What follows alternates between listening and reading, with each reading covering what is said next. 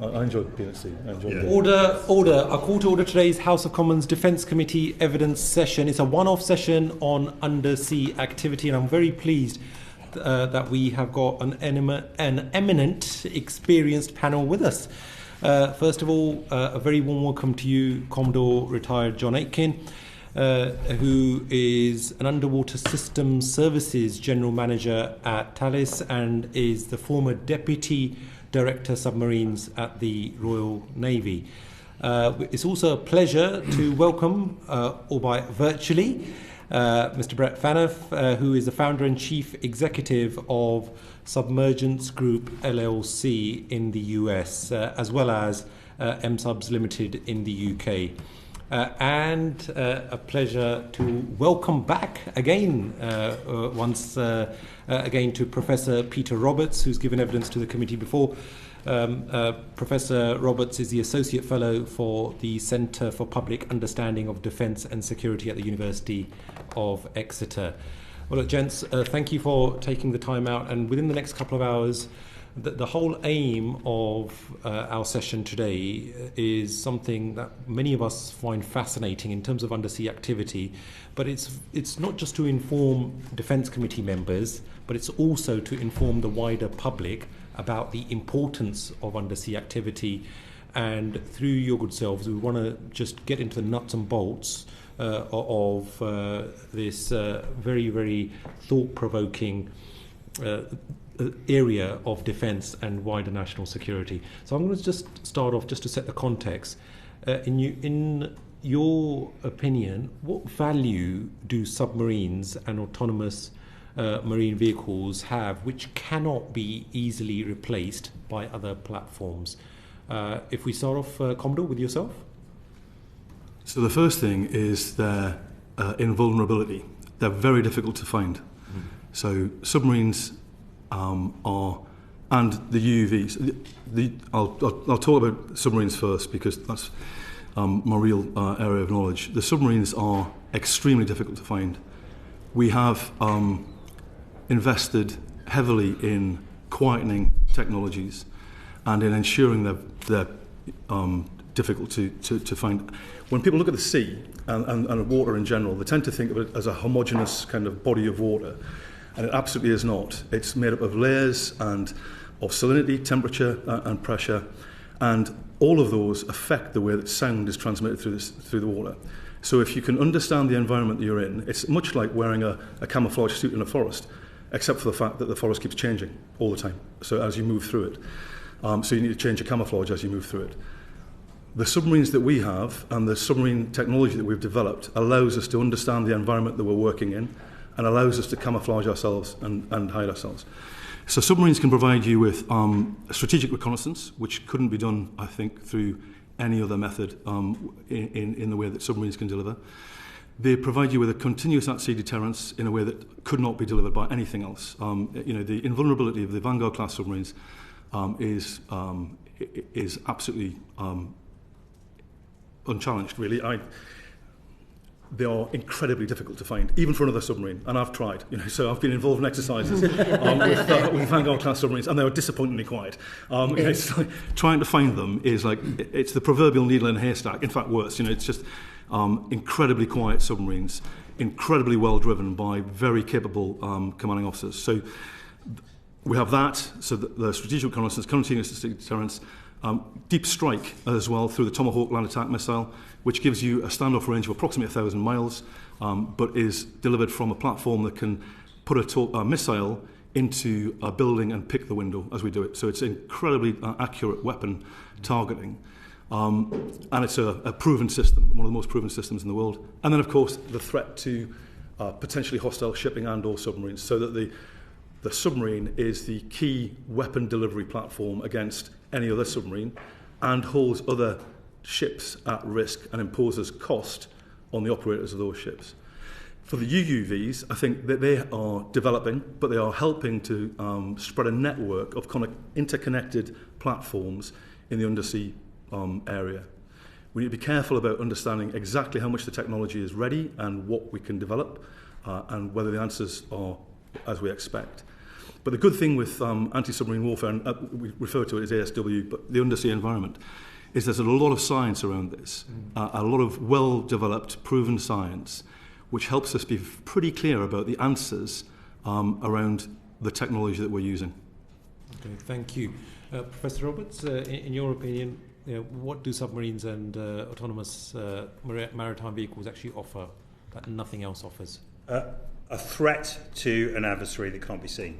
I mean, let's express it very clearly that submarines only fulfill a niche part of a naval mission or a national security mission.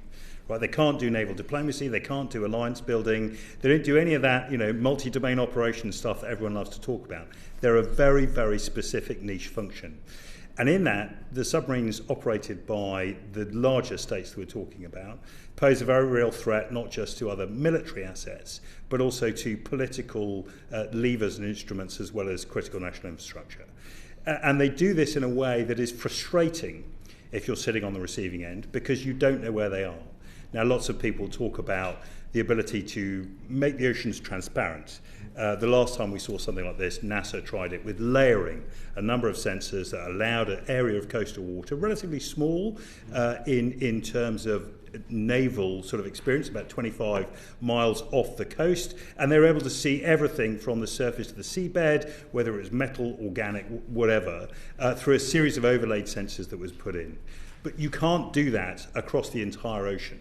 And so at the moment, as it stands, the oceans are a big black space. And if you're on the receiving end of another state threatening you with a submarine, you have no idea where it is. Genuinely no idea. As John said, absolutely, it is the needle in the haystack. But the haystack is the North Sea and the North Atlantic and the High North. So you're trying to find something within that with a limited number of assets. It is frankly impossible without some excellent intelligence and queuing to start you off, and then some very boutique, bespoke, specialised platforms with people at the end of it and data who are able to turn that into something where you can find out where it is. But even when you find out where it is, the question is what you can do about it. And again, you're caught here in a number of really difficult conundrums that constrain the space around what you can do. Sure, you could surface another submarine next to it, or you could put noise in the water so it knows where it is. But an hour later, it might well be gone. So this threat that they pose is constant. It's very difficult to detect, and it is not manifest by any other capability that exists in the world. So we know of nothing else that can replicate what a submarine does in terms of posing a threat, which is why we've seen this expansion since the 1980s of states wishing to operate and building their own submarines in order to perform these specialist functions. Thank you much. Mr. Phaneuf? I think you're on mute. We might just need to double check. Sorry about this. Right, if you can try. Oh, there you go. Oh, perfect. Yeah, just if you can just talk us through submarines and autonomous maritime vehicles. What are your views? What makes them so special that we cannot get that capability with any other platform? Well, it's hard to add to what my two esteemed colleagues have said. I mean, are 100% correct. Submarines are a key deterrent and a key national capability that should be invested in at great haste, and we should have more submarines, without a doubt. I think the advent of uncrewed and/or autonomous systems will be helpful in defraying some of the cost of building and the delays in building submarines by having a capability that works in concert with submarines. And oftentimes I hear people tell me that, well, we can do away with submarines if we have better autonomous vessels. And I actually think the opposite. I think submarines are the key capability that enables the deployment in a clandestine manner of all manner of uncrewed and autonomous sensors, whether they're propelled or sit on the seafloor or in the water column. They also allow us to reduce our own risk while holding other adversaries at risk, given the small number of submarines that can be brought to bear.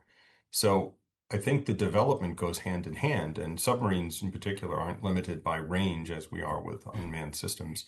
That's largely a power problem and a communications problem. The latter is being solved in a bunch of different ways by increasing the sophistication of the operating software of the unmanned systems. But they rely on surface vessels and or submarines. And I think the best argument for more submarines beyond the things that we've discussed already is we need them to be able to deploy a more vast array of intelligent sensors subsea that are uncrewed, that while it won't make the ocean transparent by any means, it will give us a little bit more capability to perhaps make our adversaries think twice about where they're maneuvering to our disadvantage.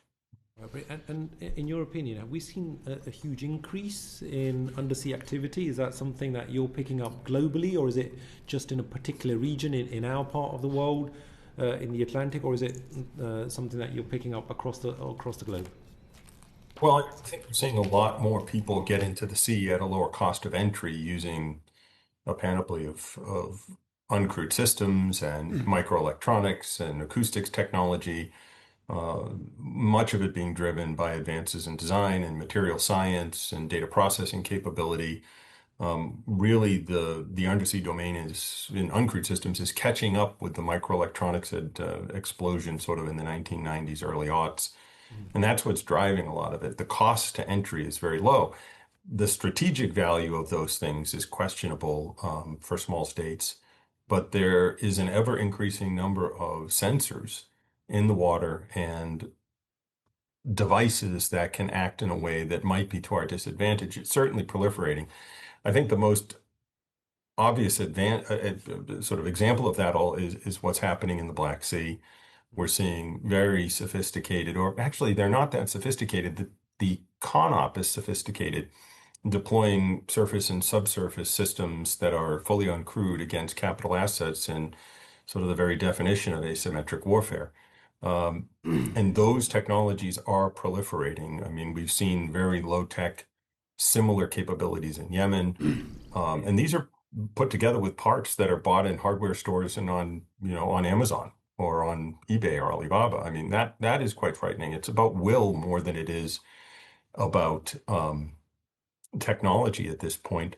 But again, those are not going to overall threaten the nation. Those are things that will harass us and weaken us through sort of abatement of trade and changing sort of how we do things, making things more costly for us in literal terms, financially more costly. But our key adversaries have been very rapidly developing extremely sophisticated and considerable mass, considerable number of capital assets, both crewed and uncrewed, that we're going to find hard to match in Europe or in the United States in the near term. Not so much Russia, but definitely China. But the Russians have a very long history of proliferating their excellent capabilities in subsea design. I mean, we underestimate that capability at our peril. And it's a very different approach to the way we build things. They build tractors to some degree, very sophisticated, very robust, very reliable tractors. We tend to build Ferraris. I think ours are better, but the Chinese in particular are going to have a lot of them. And that is something we're going to have to contend with. Thank you. We will be coming into detail in terms of the capabilities of other nations very briefly there later on. But Professor Roberts, it's interesting that Mr. Phaneuf mentioned about the Black Sea and about what, for example, Ukraine recently has been using underwater explosives, it's been attacking Russian submarines in the Black Sea. So are you sensing that there is a proliferation of undersea activity? And if so, why? Yes, there is this proliferation, and yet it is quite localized and it is very contextual. So, for example, you might see the Houthis in Yemen trying it, but it doesn't work effectively for them, even around the choke point that you'd expect. We've seen huge experimentation by the IRGCN, so the Iranians, who are now operating a whole variety of homemade platforms in the Straits of Hormuz. We're seeing the North Koreans, who have been experimenting for a long time with lots of undersea capability. But now we're seeing the Taiwanese, we're seeing the Indonesians, we're seeing the Philippines. So everyone is now trying to get into this game. But how effective it is questionable. And exactly as as has been said already, it's about the concept of operations. Because you can buy all this stuff you want and you can field it, but if you can't marry it together and use it effectively, then you're really pouring resources into a hole that has no use. So it's about the concept of operations, about how you use it. If you ask the Ukrainians, for example, if you could give them a nuclear submarine, would they want one? Yes, of course they would. They give their right arm for one. The same with the Houthis or anyone else around the world. But that is beyond them. So they're using what they have to do at the moment to deliver a disproportionate operational effect, which is what people have started to see in the underwater domain. It's an area that has been underused, underinvested in, and is exploitable with a very low cost barrier to entry now, certainly than previously. Before, if you wanted to operate a submarine, you were talking about decades of experience, about building the experience, about understanding the water column, about having master's level mathematicians to help you understand pressure hull designs and periscopes and targeting, all those things that need to operate underwater. Really, really complex stuff. Now, if you can do it with electronics, with information that's available on the internet, the barriers to entry are much, much lower, and therefore you're seeing stuff that really has allowed for this uptick in activity that we're seeing around the world. Right, brilliant. I mean, Commodore Aitken, I remember we were enthralled when you were talking about what's happening in the North Atlantic. That was at the Joint Committee on the National Security Strategy when you gave evidence during one of those sessions that we held, and you described about how extremely difficult it is to operate in the Atlantic because of the depth, because of various other factors. But are you sensing that there is a huge increase in undersea activity in other parts of the world? And if so, why? There are, and as my colleagues have already said, for the reasons that they've described, the cost of entry has reduced. I think that we need to be really careful about taking lessons from Ukraine and the Black Sea, because the Black Sea is a pretty small area of water. It does not. The Atlantic's 1,600 square miles, and it goes down to 4,000 meters. So it's a very different picture to the Black Sea. So whilst the cost of entry has decreased, I think the ability to impose cost may not. You can hold things at risk, and drones or unmanned vessels may be able to pose a threat that you need to deal with. Their ability to actually do something significant may not be as great as traditional submarines or other platforms. But there's certainly been a massive increase, probably because of the awareness of the importance of the undersea infrastructure and the part that plays in global trade. So I think I likened it during the JCNSS session to bridges and roads, previously, where you would strike at infrastructure because it's infrastructure, in the same way that the cables and pipelines that are across the world's oceans now are part of the infrastructure that facilitates trade across the world. So that's why we've seen the increase, and there's certainly been an enormous increase. It's just been described by the number of people who are getting involved in it, people who traditionally haven't been involved, and certainly there's been the Houthis who are, I think, would describe a non-state actor. That's pretty unusual to get non-state actors involved in this sort of activity, but it's still really difficult to do. The Chinese are increasing their ability exponentially and have outperformed every prediction that I've ever seen. So they've done incredibly well. The Russians, I think I challenge the idea of them being tractors. They're very good tractors, if they're tractors. So I think the latest class of Russian submarines are first-rate, excellent. We will get into the nuts and bolts of that. Yeah. I just wanted to set the scene. Certainly, there's been an expansion, an enormous expansion. I am very, very an awful lot busier. yourselves. Now that the scene has been set, we will now be doing some more precision striking with regards to certain specific areas. And to display that, we'll move on to Derek Twigg. Okay, thanks, Chair. It's interesting, isn't it, because Putin's father was a submariner, and we know from open source and read any book about him that he takes a great interest and he's very proud of his father's service. So probably unusually for the leader of the country, he takes a specific interest in this area of warfare. So if you go into the detail, could you explain to us what the Russians have, their capabilities, and how they want to use that compares to what we have?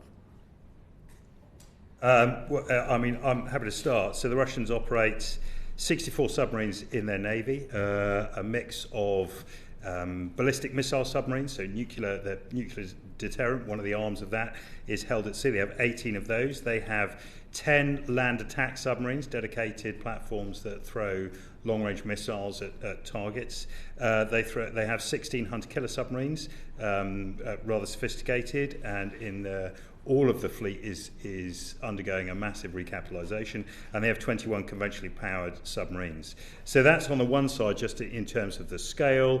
But they also have a directorate called the GUGI, the GUGI, which is the main directorate for deep sea research. They operate 50 ships and submarines of their own, which operate down to 6,000 metres.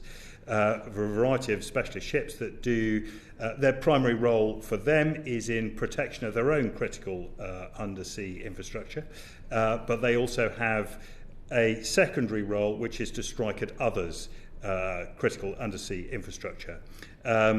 So you have these two arms which are a really significant submarine capability. Now, of course, the Russian idea of submarines is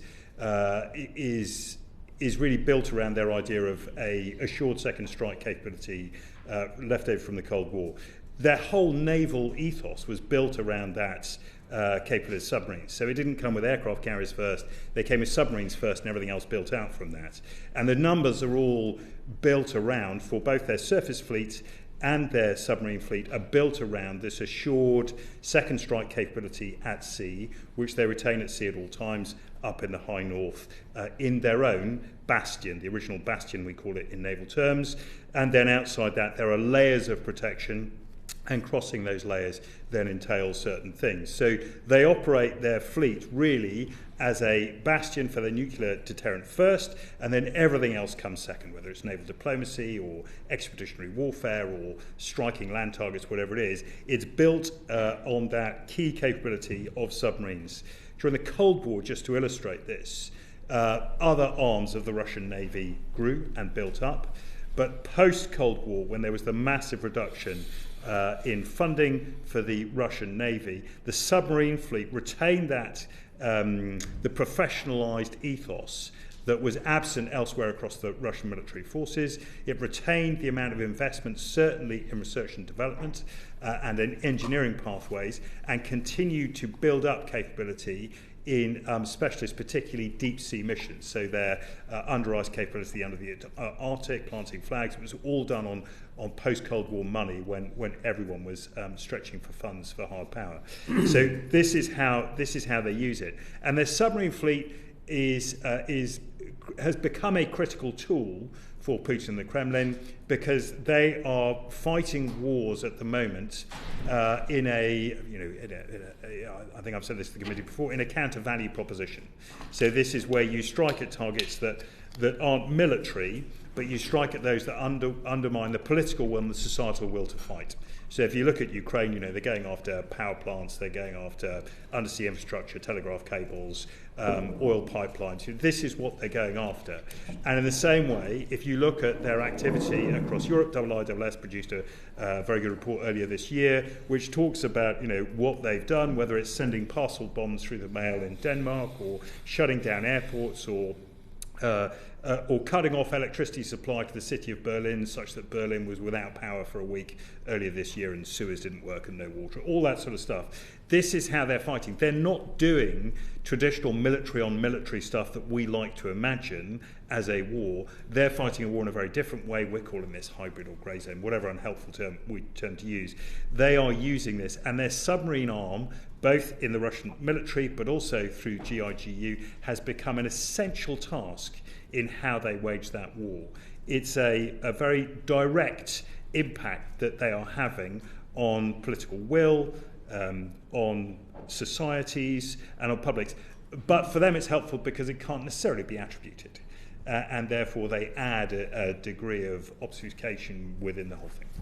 So would you say, in terms of first line of defence, in terms of the land battle, then clearly we're further away from the Eastern Front, but in terms of underwater, we're pretty much on the front line, aren't we? Yeah, absolutely. I mean, the UK hosts 119 data cables, whatever it is, $17 trillion worth of trade passes through the UK data cables that are hosted here. It's the gateway to Europe, it's the gateway to the Mediterranean. In data cable terms, it's the gateway for Europe into the United States. I mean, it's huge. Not only that, but the energy pipelines are enormous connectors through the UK. So the UK is on the front line. And more than that, President Putin has expressed, both in his doctrine and in his speeches, his desire to strike at the UK directly. So basically, any tardiness or lethargy in terms of building up our own capabilities could be pretty serious. Indeed. Yeah. How would you compare the capabilities of what the Russians have compared to the West and the UK? How would you compare what their vehicles, their submarines can do compared to what we can do? I think it's the detection, for instance, as well. Yeah, it's the breadth of capability they bring. Yeah. So the ability to operate down to 6,000 metres, to operate, and they operate all the time under the ice. Their expertise to operate in the Arctic in a really different area. I suspect Commodore Aitken will go into this in a second, but the ability to operate under the ice is very different from operating, anywhere else, North Atlantic or North Sea.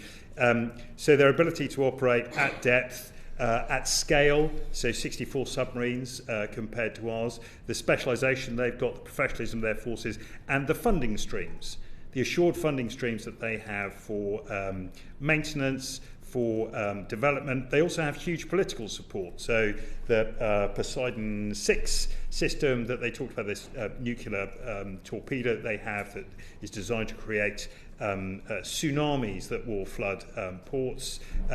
This is President Putin's personal project. He's assured the funding for it. So it's this political investment in this force as a tool, which is absolutely clear, and it just gives them resilience as well. In terms of the sheer number of platforms they've got as resilience. Not only that, but for President Putin, knowledge and expertise about submarines has been something he's been able to trade. So it used to be that in order to get North Korean weapons or North Korean soldiers to fight in Ukraine for him or allow him access and basing, he would trade away ballistic missile technology and knowledge. He's done that. That's sort of gone.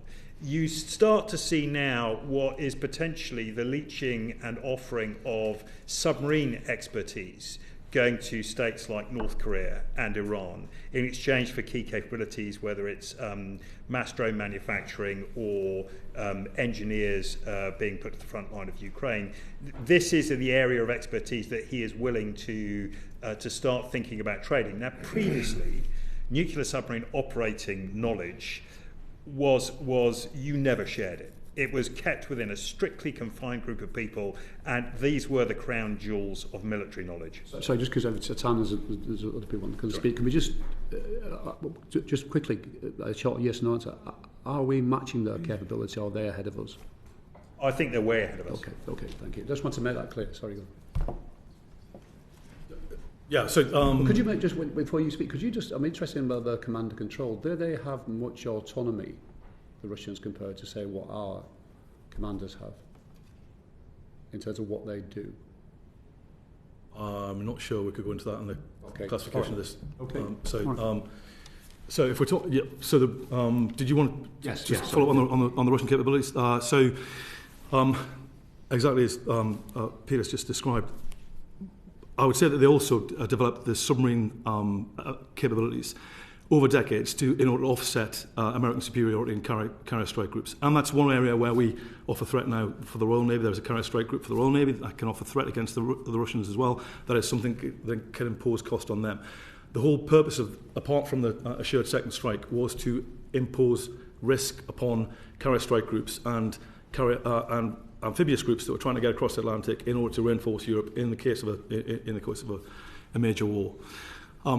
The capabilities, as described, I think the Russian submarines of the latest generation are extremely capable.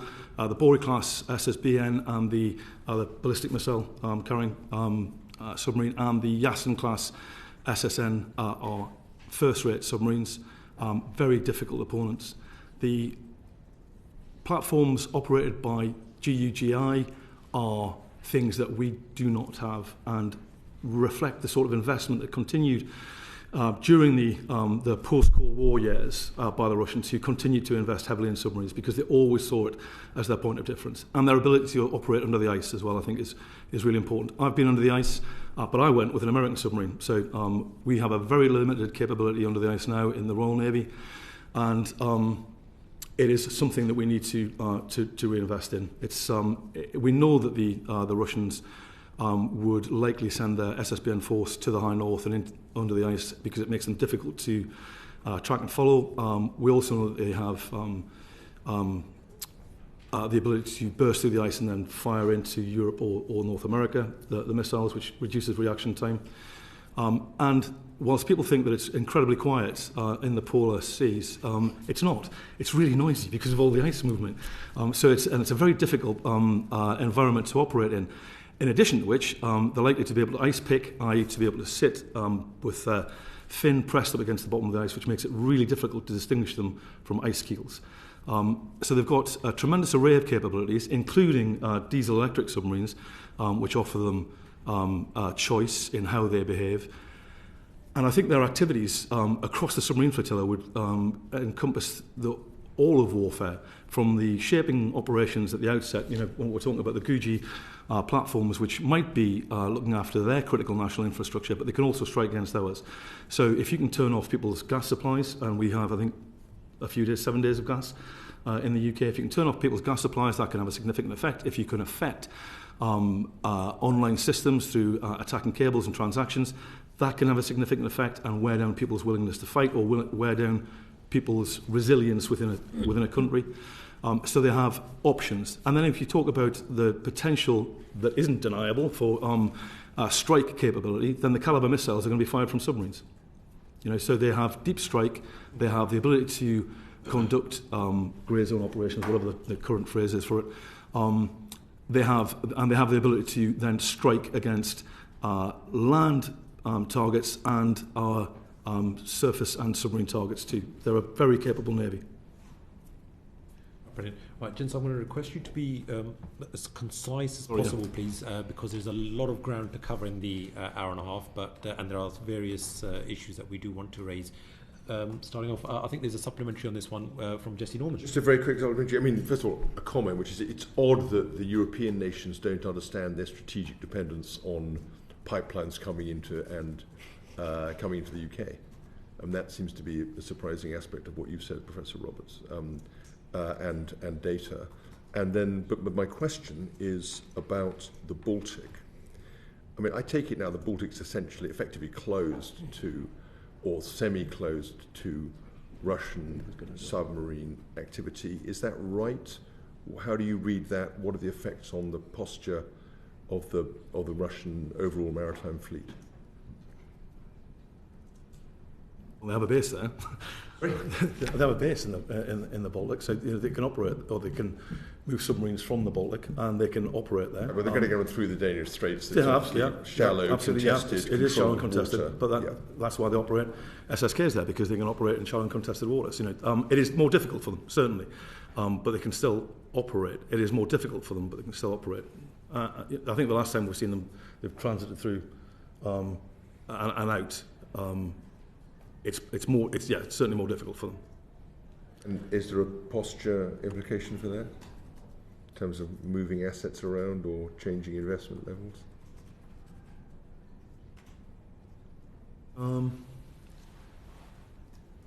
Yes, it makes transit more difficult because we can see them. They're more likely to get counter detectors that come out of the Baltic. But then our ability, the UK's ability to operate in the Baltic, is pretty limited as well. European nations might be able to, but we find it difficult. Thank you. Calvin Bailey.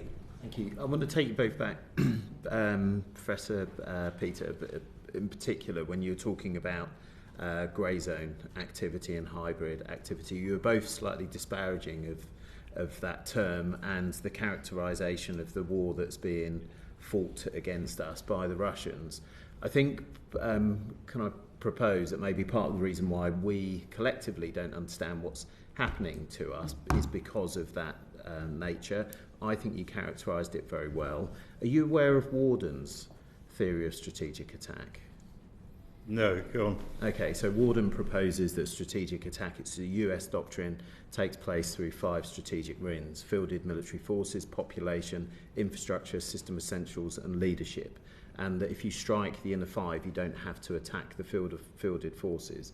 That's pretty much what you put to us a moment ago. Is that kind of consistent with your view? Yeah, I mean, I just think this is the way that Russia sees that it conducts wars. It's ingrained within their philosophy of warfare that you can use military, but they are but one tool. So the West talks about that, but actually, Moscow and Beijing and Iran are all rather better at us than actually using the levers of power. And it's not necessarily that they're orchestrated better. It's not about some central, beautiful singularity that is able to synchronize all these things. They're just more willing to use them. And they're not scared of the consequences. Thank you. Thank you very much. On to Mike Martin. Thanks, Chair. Thanks very much. This is very, very interesting. Brett, I wonder if I could start with you as the sole American on the panel, because I'd be interested to get your experience. Well, hopefully you'll see why from my question. So we've spoken about Russia. What about China? What's China's journey been? Where are they at now? What are their capabilities like, and what do they want to do with it? Well, I'm not an expert on China, but I can tell you that their capability in undersea warfare is increasing rapidly, and they're fielding a vast number of submarines, and they're iterating very quickly. And their capability is increasing, and of course, there's been past technical exchange with Russia, so that's helped them initially, but I think they're moving past that now. They're getting quieter. Our technology is still ahead of them, but they will have substantial mass by comparison. And they're going to operate, at least I think their plan, as we can see with the 9-dash line and how they're behaving in that area in the South China Sea, they're going to expand their territory in that area. They're going to reinforce it. They're going to use all manner of power to do it, including submarines if they must. And I'm not sure we're really paying attention closely enough to it. I think one of the key areas that we don't talk a lot about is the shipyard capability there. Is we being the Americans or we being the West? Well, we being the West. From the American perspective, I have to be careful what I say. We're definitely shifting focus to the Pacific. That is our primary concern. Doesn't mean we're ignoring the Russians. I think the U.S. military would be very pleased to see Europe increasing its work in the North Atlantic. But the Chinese threat is taken quite seriously inside the U.S. military establishment. It is our paramount concern. And rightfully so. They are planning to fight that initial war, non-nuclear war, close to home. Their shipyard capability vastly outstrips not just the United States, but the West. And that is going to be a key issue beyond just, are their submarines good? They're good. They're getting better every day. They're certainly not as good as... We find their subs. Submarines are very hard to find. And they operate in an area that is very hard for us to operate. There's a lot of counter-detection. There's a lot of hostile action.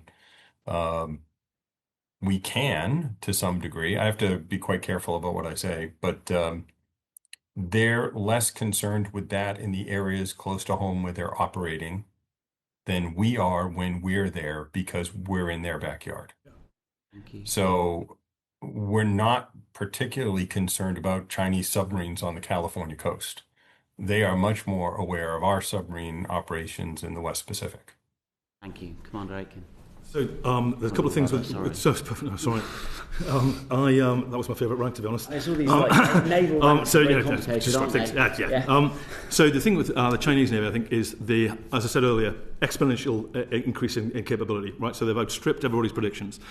And they are operating in a way that is showing them very proficient at all arms ASW. Vessel for vessel, UK to China? What, in comparison to capability, we've got better. I think we've got better submarines than they have. Yeah, but they're increasing their capability. Based on their current curve. I wouldn't like to try and predict because they've outstripped everybody's predictions. But they're using A2AD systems, so anti-access area denial systems as well, which imposes cost on us being able to get in there, and is what a colleague was just talking about there earlier about the threat to our platforms being counter-detected rather than theirs operating in their own waters. It makes it a much easier game for them to play. I think that I've mentioned the ability to conduct sophisticated all-arms ASW, which is very impressive. And I remember listening to a Chinese official, I won't say who it was, talking at the Defence Academy a few years ago, who insisted that the Chinese Navy was an entirely defensive organisation with defensive capabilities. And I noted at the time that in aircraft carriers and nuclear submarines are not defensive capabilities. They are very definitely expeditionary capabilities for force projection. Does the hydrology of the South China, maybe hydrology is not the right word, but water columns and characteristics of the topography of the underwater world, does that of the South China Sea, is that a defender's? Who does it give the advantage? The Yellow Sea and the South China Seas, and that area is extremely difficult to operate in. Why? Because of the sonar profile, but also because of the congested nature of the area. So huge numbers of fishing vessels and other vessels in the area. Making the likelihood of visual counter detection quite high, and Chinese fishing fleets generally are, have satellite phones to talk back to officials in China to say, there could be somebody here. So they operate with the PLAN. So there's a kind of an island chain, right, of allies, right? We've got 2 island chains, in fact. So one assumes, actually, you could rig that with sonar defences so that you at least know when Chinese subs are passing in and out of it. Can I say that, just in, probably to dig John out of a classification hole here, in theory you could. The reality is that the shape and type of the water space, how noisy it is, makes that really, really difficult. Right. So the options really are to think about this in a new way, perhaps to deploy uncrewed vessels, swarms of them, that would help you detect in the water column, rather than having to sit on the seabed and then try and filter out all the noise that happens above it. You could localise some of it. The problem is the sheer number of vessels. So we're talking about 200 submarines operating in the South China Sea. Wow. It's a huge number. So that's not just crewed; it's uncrewed as well. Yeah. Then you've got the Chinese, state fishing fleet, which is, effectively part of its coast guard. Militia. Thousands, naval militia. Yeah. So it is. The South China Sea is certainly in favour of the Chinese Navy. I would say right now, without a shadow of doubt. Super interesting.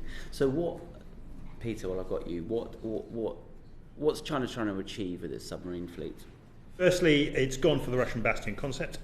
So it operates off Hainan Island, which is a big naval base. That's where it bases its ballistic missile-firing submarines. Outside of that, it's got protection. It would claim that its nuclear hunter-killer submarines are the line of protection around that, and then again outside that. But really, it's pushing to contribute towards, as a sort of whole force concept, towards retaking of the first island chain, dominating the water of the second island chain, such that it becomes the regional hegemon and excludes everyone else militarily. It's putting our allied military vessels and shipping at risk to make it harder for us to reinforce. The one thing they're worried about is US carrier battle groups. Yeah. No one else is. If they can push those back such that they can't support Taiwan with, massive amounts of air cover, then they've succeeded in what they need to do. You have to push them back a very long way, right? Because with F-35s, you don't have to push them back that far. No. And hypersonic missiles. If you've got hypersonic missiles to hold platforms at risk, that is an issue too. So you don't have to push them back that far to get lodgement onto Taiwan. And once you've got lodgement on Taiwan, then it's very difficult to get you off. If you can push them back 400 nautical miles, then you've reduced the amount of time that the air power can spend over Taiwan. Yeah, that's super interesting. Okay, that's really interesting. Thank you. Is there anything else before we move on from China? Anything else that we need to know about China? I think Brian's point is really important. The rate at which they're accelerating is shocking. I don't think we've ever seen anything like this in terms of a state developing technical capability as quickly as they have. Now, they started from a really, really low ebb. but they have accelerated and grown with speed and continuing speed faster than I think we've ever seen in submarine warfare before. Their ability to push out whole submarines at a rate of 3, 4, 5 to 1 against all of the West every year is pretty shocking. Yeah. Before we move on to other nations, I think Emily would just want to come in on China. Yeah. Thanks, Chair. Just a really quick question, morning all. Just in terms of the Chinese Navy, what's their under ice capability like? I'm not sure. I think they've got a program to invest in icebreakers. I don't think they've got an under ice capability themselves now. I know they announced themselves as a near polar nation, whatever that is supposed to mean. Well, I know what it's supposed to mean, but I don't think they've currently got an under ice capability. But they are developing it. I think they would want to, because if you're looking at the potential for what the Americans call a blue pole, so with a permanent transpolar sea route by the 2040s, then everybody will want to have more. It's not going to turn all blue, but you have a transpolar route which would enable trade and or other activities. Then they'd certainly want to be able to develop that. Thank you. Thank you. Chair. Right, back to Martin. Thanks, Chair. So are there any other countries that pose a threat to, in terms of underwater capabilities to the UK?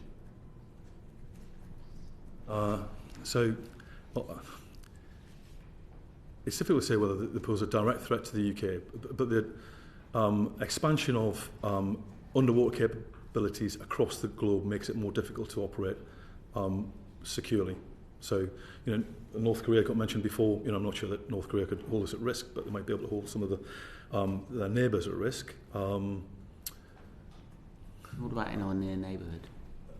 In our near neighbourhood? Sorry, Brett, go ahead. Sorry, one of the things we haven't mentioned, and I've been a bit involved in peripherally, is the confluence of underwater technology and narco trafficking. Yeah. That is a real thing. Yeah. And it's a little bit regional right now, although we're starting to see semi-submersible vehicles turn up in Europe carrying tons of cocaine and other drugs, but they're equally capable of carrying weapons and other things that we'd prefer not to see transported. Certainly we have a problem of them with them in the Gulf and in the Pacific up the Mexican coast, and most of them go undetected, and these are not particularly sophisticated, but they are increasing in sophistication very rapidly as well. And that's one area where the Russians have been active that most people don't want to talk about, and that is kind of an odd adjacent underwater threat, but not with anything like nuclear capability that we're talking about, but it is still something that we have to keep an eye on. And it's worth just highlighting the risk posed by the Iranians in underwater capability to the trade routes and the supplies that we get both out of the Gulf, and their ability to surge that into the Indian Ocean, which could then be a real bugbear on international trade and stuff that we rely on coming from the Far East. So, they could delay Christmas by a week without too much of a problem if they wanted to. And again, they're building indigenously built capabilities that could do this relatively easily. Right, brilliant. Thank you very much. On to Jesse Norman. Thank you very much indeed, Mr. Chairman.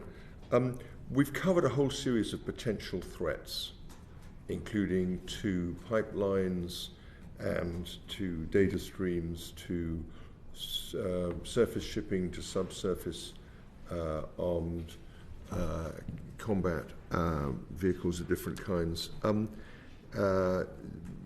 Brett's just touched on undersea importation of drugs.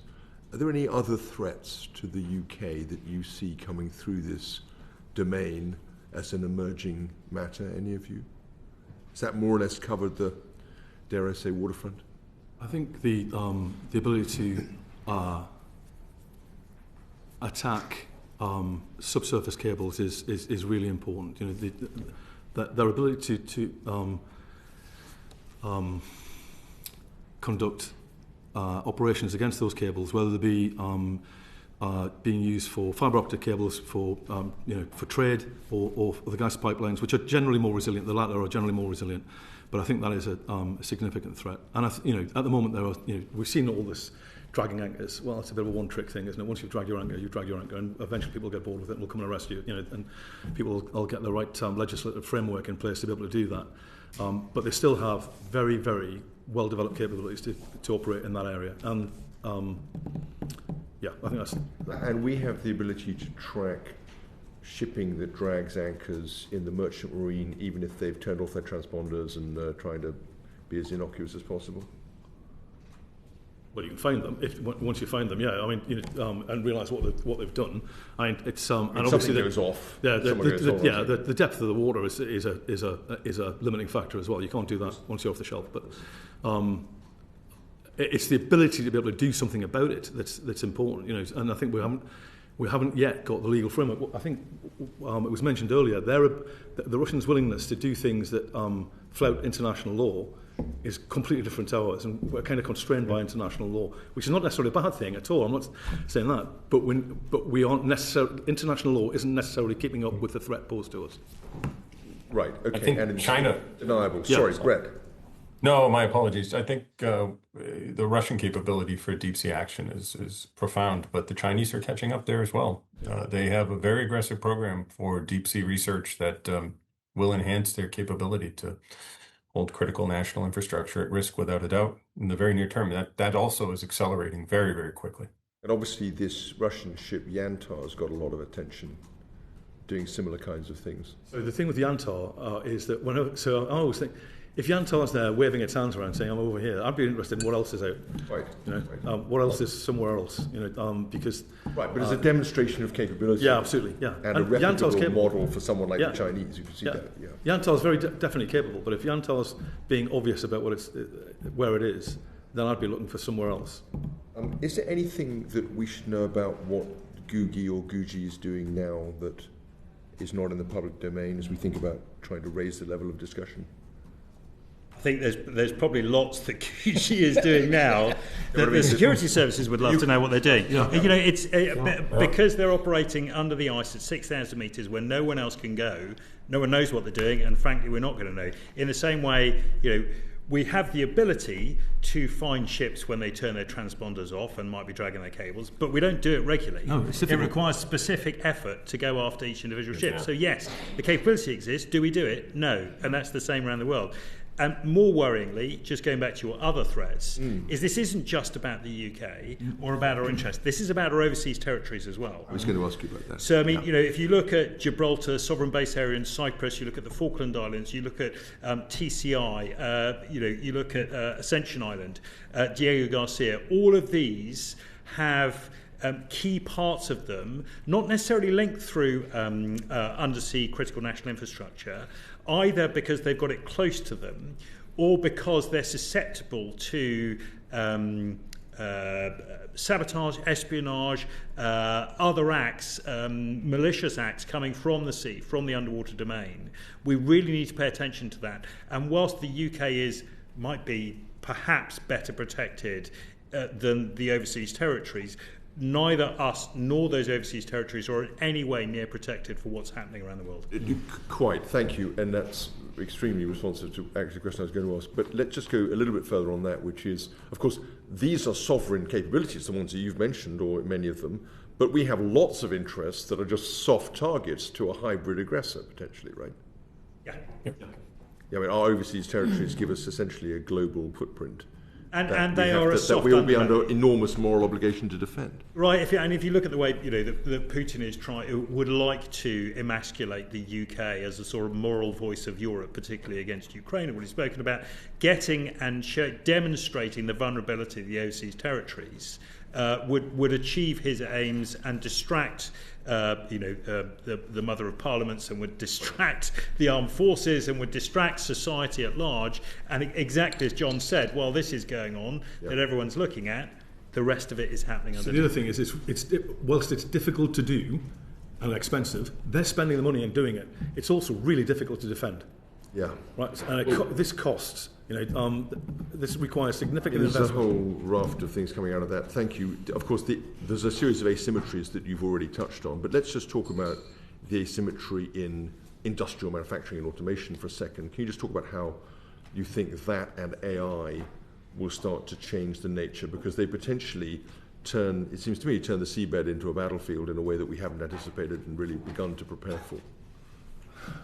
I think the seabed's always been the sea and the seabed has been a battlefield for. The sea has, but not the seabed. The seabed is becoming a battlefield in a way that we haven't seen before. Certainly, I think the technologies that are used there, they're very difficult to develop because it's a really difficult environment to work in, even for platforms that are operating at relatively shallow depths. If you have to be supported or delivered by a surface platform, then even something as prosaic as the weather affects you, right? Because, you know, in above a certain sea state, which the North Sea is most of the time, I know I'm from Newcastle. I know what the North Sea is like. You know, it's pretty rough most of the time. You know, and the North Atlantic gets pretty rough during the winter. It's pretty difficult to be able to put those platforms in and to be able to support them. And the Russians have been doing this for years. I mean, decades. You know, so they have spent a long time developing their capabilities, and we're now in catch-up. In terms of AI and its ability to help accelerate processing and therefore the classification and tracking of platforms. I'm not an expert in the subject, but I know that there are step changes that will be made. Communication for me is always one of the biggest problems in the undersea environment, because it's really hard to communicate at range once you're underwater. It just is. Okay, Brett, did you have anything you want to add on that, just from a technology standpoint? I mean, it's much as we've said, just my colleagues have said, it's power and comms is always the thing we worry about submerged. Do we have enough power on board to do the thing we need to do? And with uncrewed systems, that's not the case generally. We're at the mercy of the state of the battery technology, which is sort of pushing up on the limits of physics. So it's not going to double, triple, it's not going to be an order of magnitude more per unit volume. So there'll be required to be deployed by other vehicles, so either on the surface from a ship or from a nuclear submarine.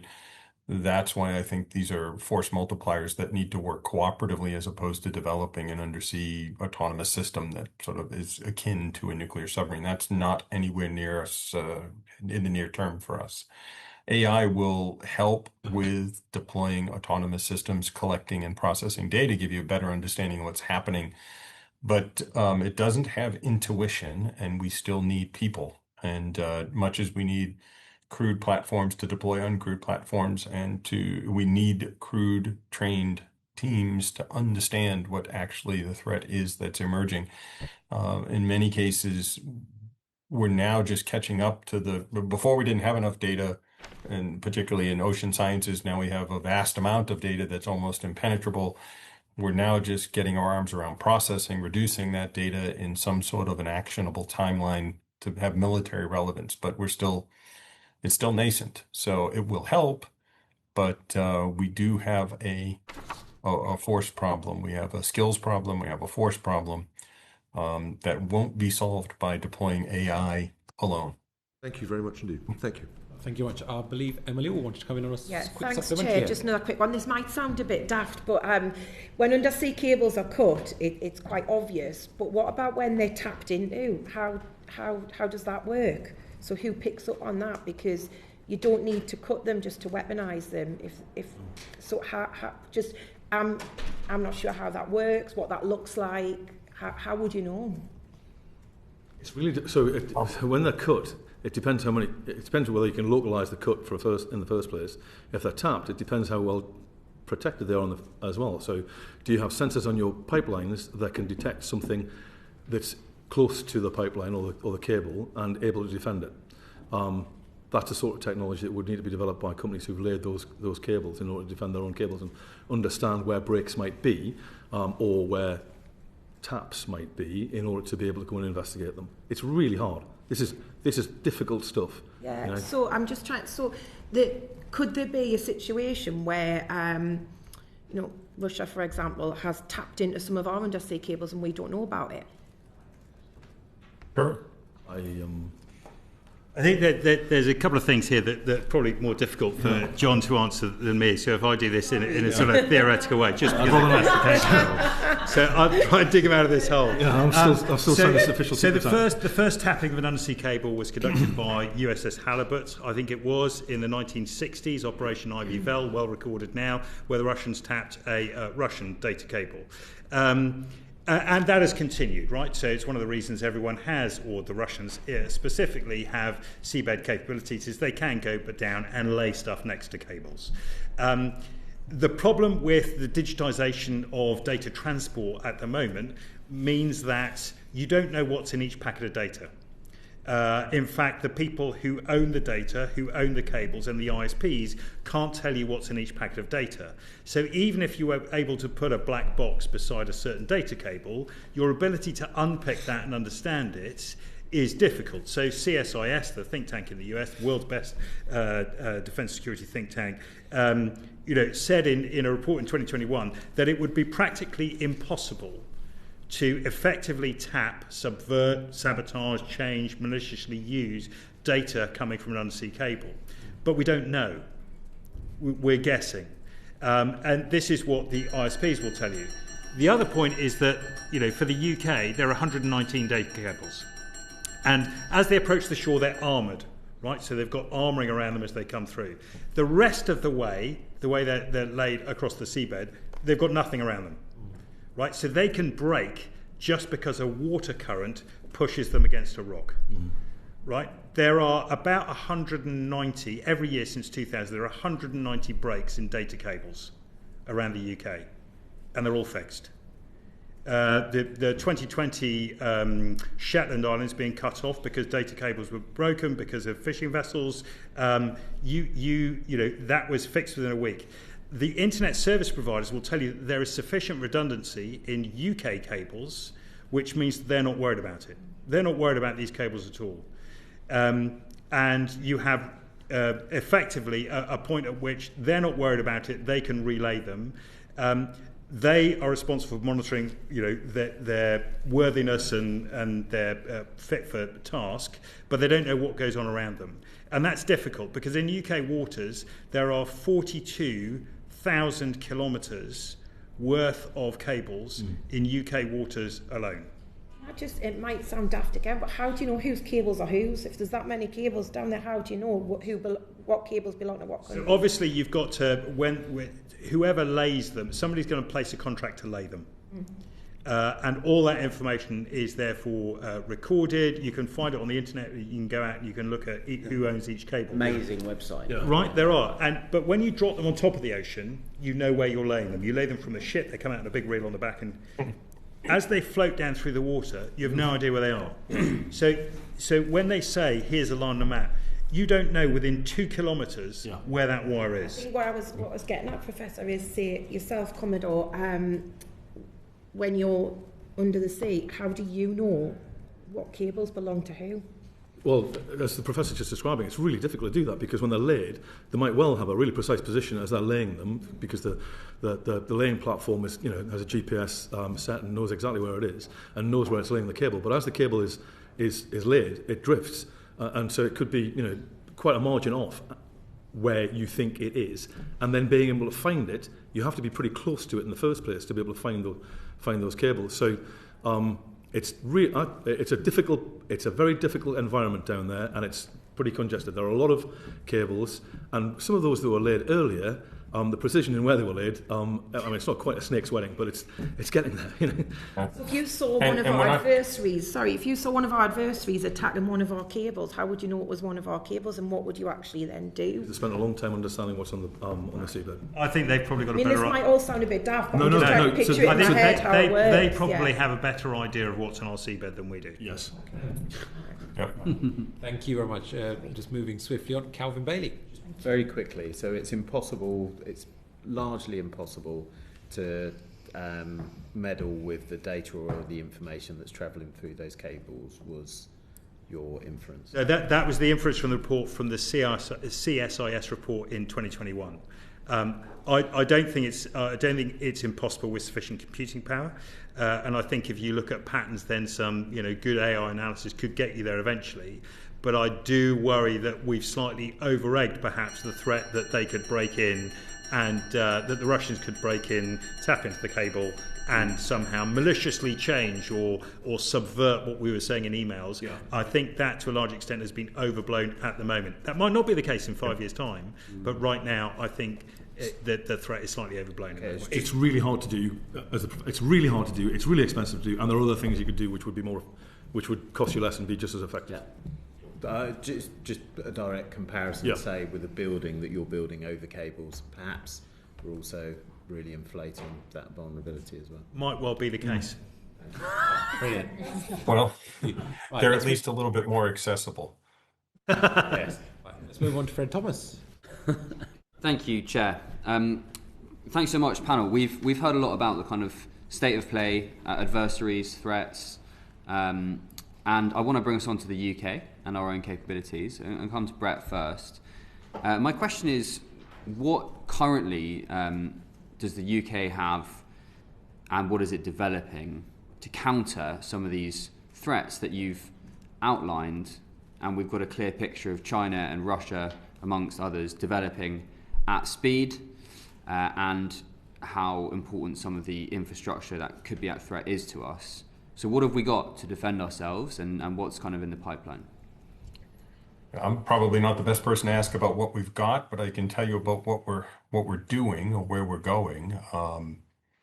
I'm still a very big proponent of crewed vessels. We need more anti-submarine warfare ships. We need more submarines, without a doubt, and we need more not just autonomous, but sort of sensor systems. We need networks of, and we used to have this, and we still do to some degree. But we need to reduce the cost to put sensors at sea, sonobuoys. We need to reduce the cost of deploying them. We need to reduce the cost of deploying subsea gliders, apex floats, seafloor nodes. All of these things produce data. All of that data has to be aggregated back through satellite systems. So we have to be very careful. You don't really have an at-sea communication infrastructure if you don't have a satellite infrastructure, in my opinion. So that's something that the industry has seen huge advances in the amount of data we can backhaul at low cost, but that's also something that can be disrupted.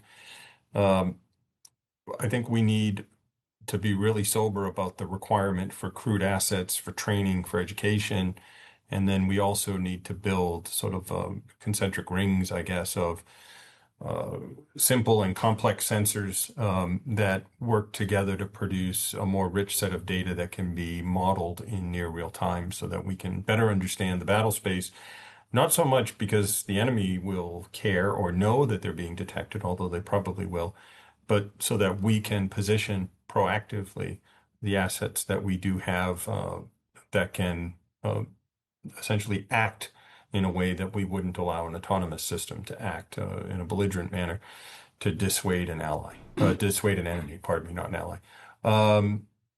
And we just don't have that. We're moving in that direction. So with Atlantic Net and Atlantic Bastion programs, we're seeing some very interesting technologies come together to reduce the cost of deployment. But the big issue with all these things is going to be people. Just because the ships are uncrewed doesn't mean we don't need people. In fact, the number of people we need and the training that those people need is much different than an able-bodied seaman. And engineers are in short supply. Sophisticated technicians and computer programmers, computer scientists are in short supply. We're not churning them out fast enough. So we are bottlenecking on the human side of this much faster than we are on the machine side, in my opinion. Okay, that's a very interesting way to kind of finish your point of risks to UK capability, and you've highlighted people skills. I'll just kind of come to the other panelists. I might come back on that at the end of my opportunity here. Commodore, can you able to comment on, maybe only theoretically, but just loosely give us a sense of like what have we got? What is the UK able to field to defend ourselves, and what are we hoping to have in the future? And but by the way, we'll have specific questions about Atlantic Bastion, etc. later, but this is kind of a general. Sure. I mean, we have some very capable submarines. when they're available. And we know the challenges around that. We've reinvested in P8 maritime patrol aircraft. The Type 26 and the Type 23s that are still in service are very capable platforms. Sonar 2087 that is deployed from them is a very capable sensor. The sensor fit to UK submarines is, if not the best in the world, it's amongst the best in the world. So, and I might be slightly biased. I work for Thales these days, but I was in a 2076 fitted platform, and it just felt unfair because my sonar was better than everybody else's, and it gave me a considerable range advantage. So, we have extremely well trained people operating all of those platforms. I think that the difficulties in training them and maintaining platforms for training shouldn't be underestimated, because we do need a trained workforce and an experienced workforce that we can rely upon. We've got some really high-end capabilities, and we've got some really high-end capabilities coming through. The cost of delivering them is increasing, which makes it more difficult, and we shouldn't underestimate the cost of providing for this. And so we're all really clear on the outstanding capabilities that the UK submarine fleet have got, potentially world-beating. We also know the challenges of availability that same fleet has got. Clearly, you described kind of tens of thousands of kilometres and miles of subsea infrastructure. And we won't get into quite how unavailable some of our submarines are, but clearly they're not going to be there at all times to do all things. So I'm trying to get on to ask you to talk about some of the other capabilities that the UK might have or might need to have and is developing. So the capabilities that were being referred to earlier in UUVs, in UAVs as well, because they can play a part. So unmanned sensors, unmanned platforms will play a really important part in supplementing crewed platforms, and I think the UK is making strides in that direction. I really won't go into any further detail for the classification of it. Yeah, no worries. Can I jump in very quickly and say, so a few years ago, the government decided to acquire a vessel, Proteus, that was responsible for undersea cables, because you do not send nuclear hunter-killer submarines to go and protect data cables by monitoring them. It was a wrong platform, wrong thing to do. So they're a separate bag. So Proteus was the one vessel that was going to then protect the 28,000 miles of cabling and infrastructure that exists in the North Sea. So different from what's around the UK. So enormous. And this vessel was going to do that. Which seems faintly ridiculous. But it lay on the back of the UK's amazing success in autonomous vehicles since the 1990s in mine hunting. So the UK, so the Royal Navy has been using autonomous mine hunting capability since the 1990s. Huge experience at it, really good. Devolved to the lowest levels. Someone who joins as a sailor, 9 months later, can be driving or controlling and commanding autonomous vessels in a mine hunting type scenario. I mean, it's absolutely fantastic, and it is leaps and bounds ahead of elsewhere. The other pieces that the UK has got, which are brilliant, is its oceanographic library. What used to be, JDAC Farnborough, the library of sounds, effectively, that the UK owns is, I would say, probably the best in the world, because it's slightly specialised around our waters: North Atlantic, High North, Norwegian Sea, North Sea. How was that then utilised, or what's the benefit? What you do is you use that in a sonar. So when you go to sea in a ship or a submarine, you see in a display all those sounds that happen around you that are normal, and allow you to understand what's normal and then what's not normal. So you will understand, that's not a normal sound, and it's coming from a big black hole in the ocean that looks like a transit route for a Russian submarine. I think we probably need to go and look at that a bit more closely. And we shared that library with certain allies, which again is a massive force multiplier, because it means that everyone is then recognising what breaking ice usually sounds like in the North Atlantic versus what a Russian submarine breaking through the ice sounds like. You start to share that data, and you get an ease of training and ease of understanding that is, it's an explosion in your training capability and what you can train people to do and your effectiveness. So I think those two are really important. For the UK specifically, I would call it the perisher ethos, which I know John probably won't want to talk about, which is the absolute pinnacle of our submarine capability, which is those commanding officers, is second to none, which is why everyone wants to come on perisher, and why our submarine captains are chosen to go elsewhere and assess other submarine capabilities, because they are genuinely the very best. And there are a few other bits and pieces, but those are pretty key. So, certainly that the perisher course, I obviously I wouldn't I? Still is the best course in the world. It is, but some of the other capabilities around the oceanographic capabilities I think are really important as well. So survey capability, really important that we invest in that as well, because we need to understand what our own terrain looks like. And if we don't understand what it looks like in the first place, then we don't understand when somebody's done something to it. That's really important. The library of sounds, really useful too. Brilliant. Thank you very much. Well, I'm mindful of the fact that we've only got 45 minutes. There's still a lot of ground to cover. And if the panellists, if you feel that somebody before you has answered the question very, very precisely, please feel free to say, let's move on. Right, brilliant. I've got quick supplementaries here from Mike Martin. I think this is for you, Brett. Is quantum computing going to make it, basically going to make the sea visible and we can find subs? And if so, how and when? Oh. No. No. Do I not? No, I think quantum computing is still in its infancy. It's going to take us quite a long time to figure out how to more broadly deploy that capability in a way that's useful in the way that current computing technology exists. There is a lot of research going on in what one might call quantum technologies, not necessarily computing, to aid in precision navigation over long periods of time, which would facilitate submerged operations without worrying about losing sort of touch with where you are. There are some technologies being looked at for very high speed, long range, uninterceptable communications using a variety of quantum technologies that I probably shouldn't go into. Those are still quite a long way away. I think we still have some long way to go before quantum computing is proliferating to the point where it's easy to deploy on these vast data sets. Britain certainly has a robust quantum computing sort of research infrastructure, and it's moving very quickly, but I'm not sure we'll see quantum computing emerging in a way that will defeat the physics of the ocean in the near term, certainly not with the current threat profile our adversaries present. Excellent. I can take that off my worry list. Thanks, Chair. Thank you very much, Derek Dwick.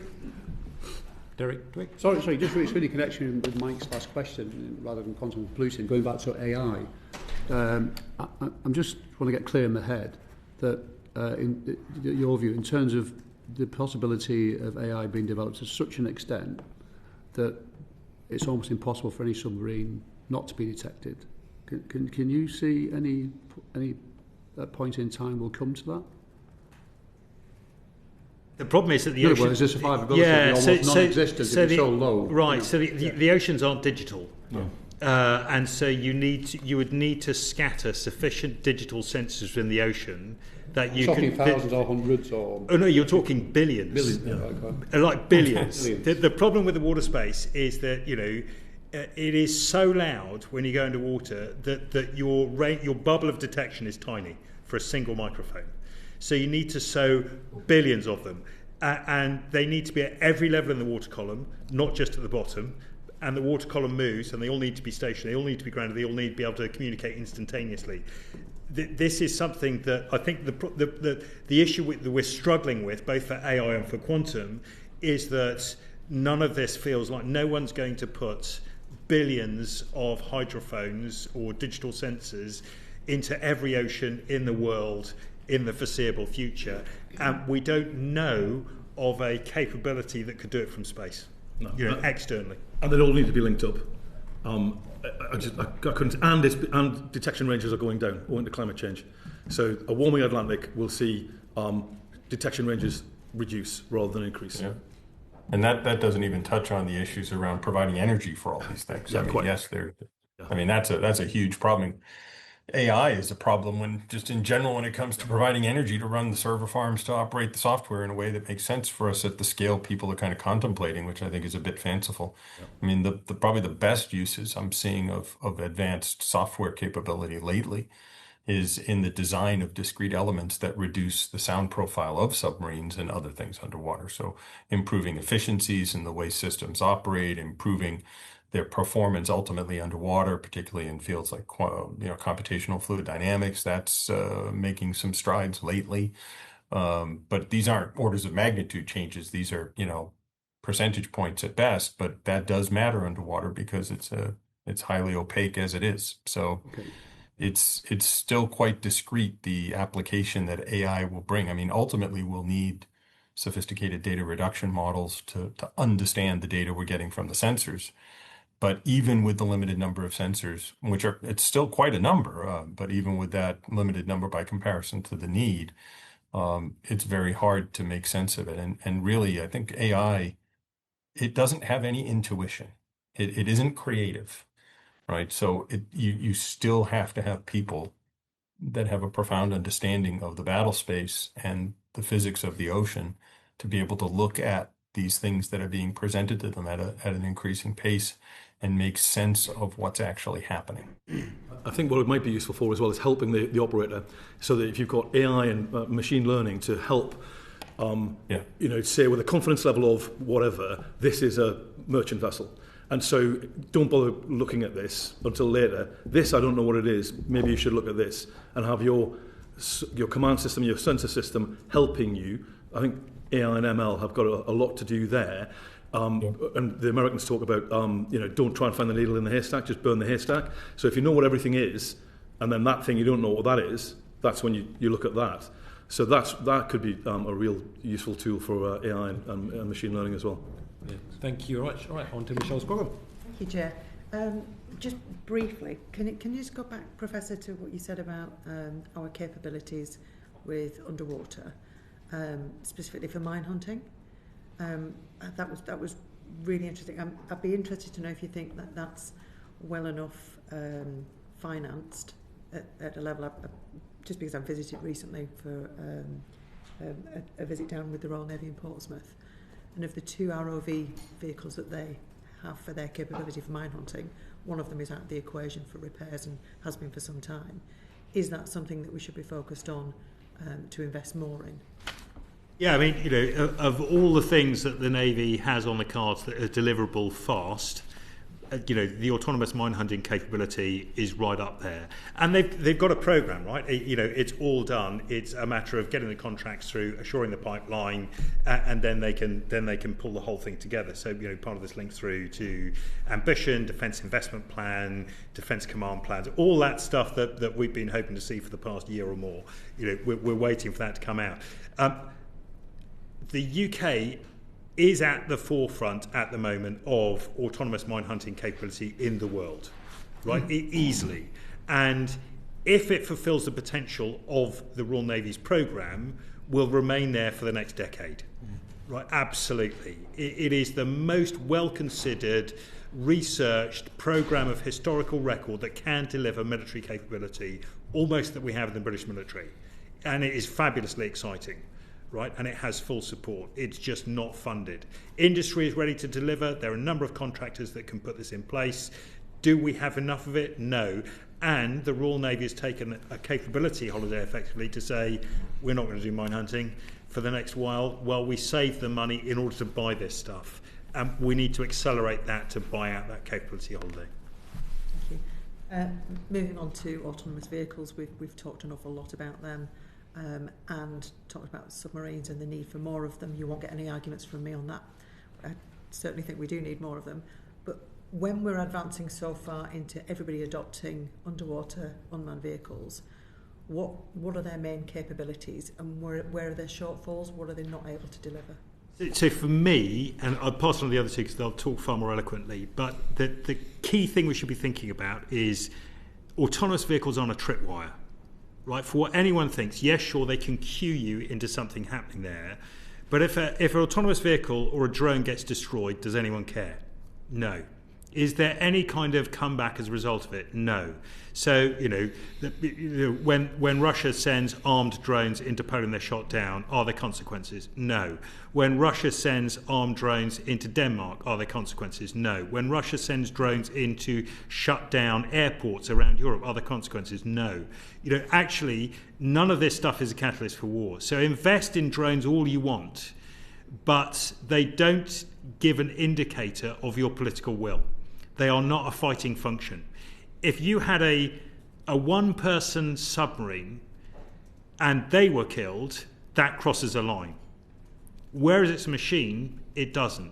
There is no personal stake, there's no personal liability, there's no personal investment, and therefore there is no political moment to destroying a machine. And if that machine kills people, there is. Right, and the machine's going into Poland. Could have killed people. So if it killed someone in Poland, there would be consequences then, wouldn't there? Would there? Yes. Well, how do you know?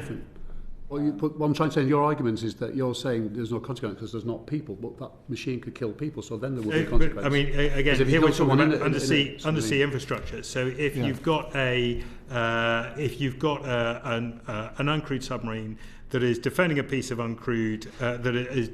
defending a piece of infrastructure, that uncrewed submarine gets destroyed, no consequences, and then you have an access point for the undersea infrastructure. So what they don't do is they do not offer a tripwire.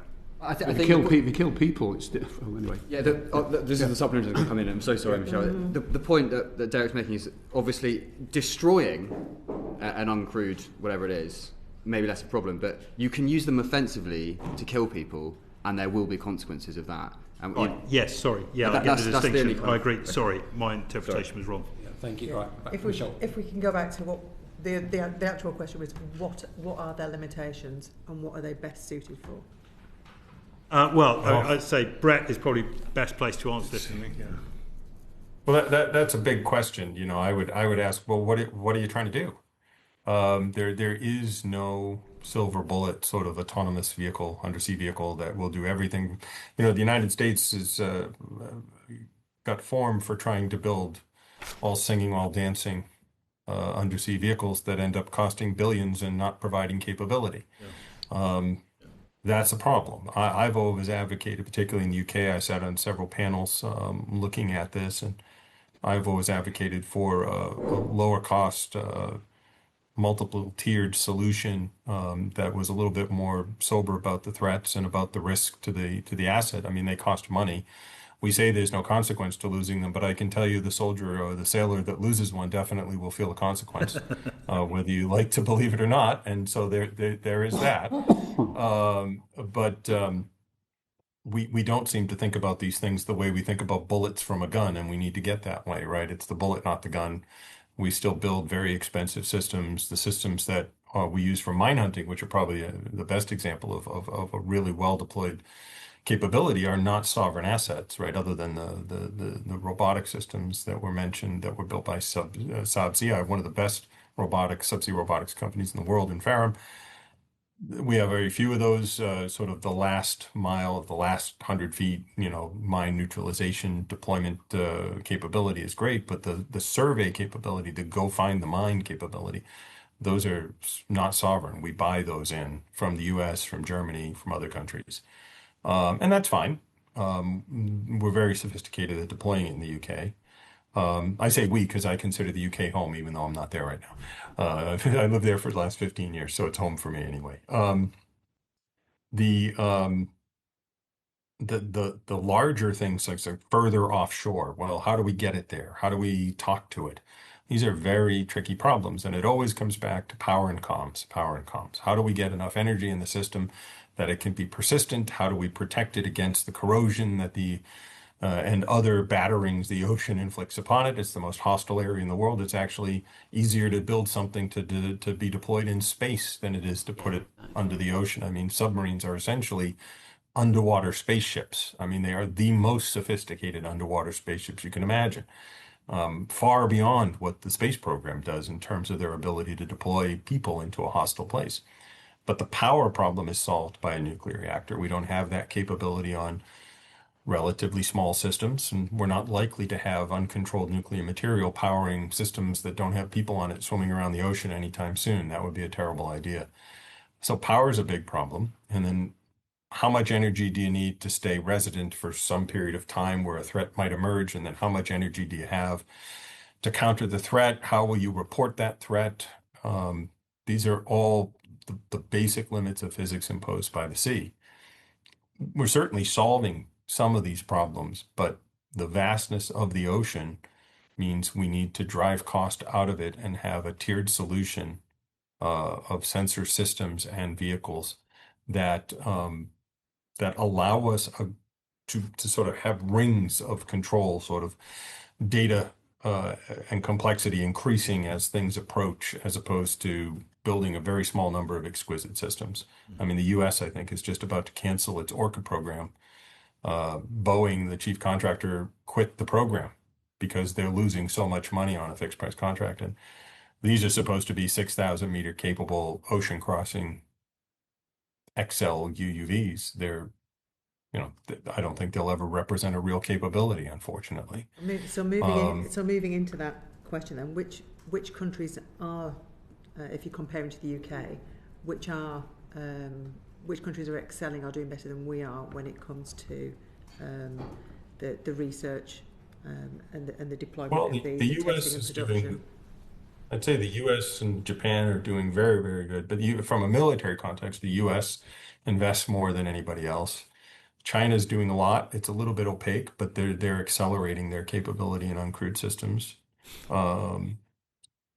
Russians take a slightly different approach. They have weaponized systems that we don't produce at currently. Norway, probably, Kongsberg Maritime, world leader in the development. Thales, great group, both UK, US, UK, France, developing some very interesting, sophisticated technologies. But the UK is, it's interesting from a sensor perspective, the parts and pieces that are required. Almost every uncrewed underwater vehicle in the West relies on parts or components from the United Kingdom. But other than Saab CI building a thing called Sabertooth, which is not specifically designed for what we're talking about, although it could be, and they're making some strides there. There isn't a domestic producer other than M-Subs making large underwater vehicle systems. In fact, M-Subs, my company, so I'll blow our own horn, we're the largest producer of XL UUVs in the world. In Plymouth, England. So go figure. But it's still a very small number, right? We're talking less than 10. Good smiling. Now, but in terms of the available technology, the UK is a world leader. Every US system is relying on UK technology. Thank you. Thank you, Chair. Thank you very much. We've only got half an hour. Unfortunately, we cannot overrun because there's an urgent question on defence which has been announced, which I know, including myself, many members will have to come to. So my request to members is perhaps you want to target these precise questions at one or two of the panellists. And panellists, please be brief. There are lots and lots of questions, especially on Atlantic Bastion. Starting off with Emilio. Thank you. So with that in mind, what's your brief assessment of Atlantic Bastion?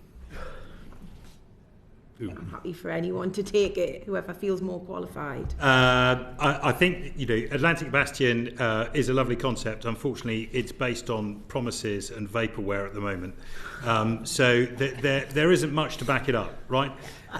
It's just a plan. You're right, it's a plan. And I'm all in favour of plans, and I'm all in favour of strategies, and I'm all in favour of ambition. But I'd rather they were based on something. At the moment, Atlantic Bastion is based on what isn't even an experiment yet. When we get past the experimental stage with some of the autonomous vehicles we're talking about, then you could develop that into a plan when you understand it. Doing it beforehand on the basis of a couple of PowerPoint slides and an industry pitch, I don't think is wise. So I think Atlantic Bastion is a really good concept, but I think that it's currently it relies upon a number of unproven technologies, and you've got to roll sixes to get them right. So, and it's going to be hard to do.